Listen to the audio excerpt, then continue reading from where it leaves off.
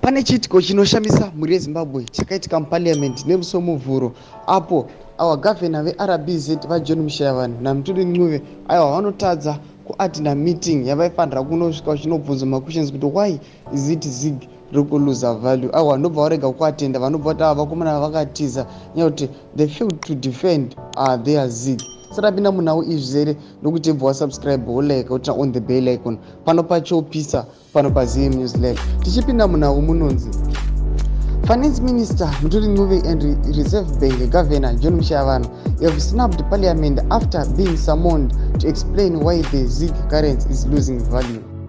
Legislators were left fanning on Monday after both Mushavanhu and Mutuli Ncube failed to appear before joint portfolio committees on budget and industry to explain the emerging rate decline in the new Zig currency.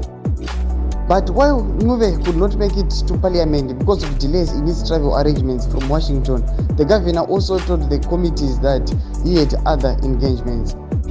The legislators were visibly unhappy about the developments but were asked by the chair to deliberate on the matter behind closed doors. After a short caucus by the two committees, one MP said the legislators rang and ordered Mushavanhu to present himself before the committees this Tuesday as they felt he was deliberately avoiding grilling alone in the light of the spiraling exchange rate. Ndo mashoko ari kubuda panapa achinyogwa muzimu aikuti Governor Mushavanhu naMutuli Ncube vakatadza kupresenta their budget kana kukwanisa kudefenda Zig kuti why is it exchange rate yeZig iri kudona.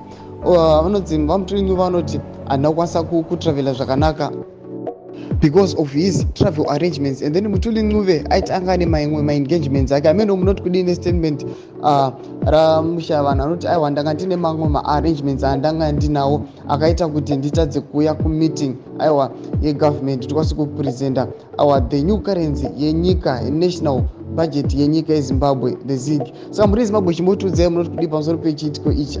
Pine mucomment section medu musanga subscribe like chinotina on the bell icon.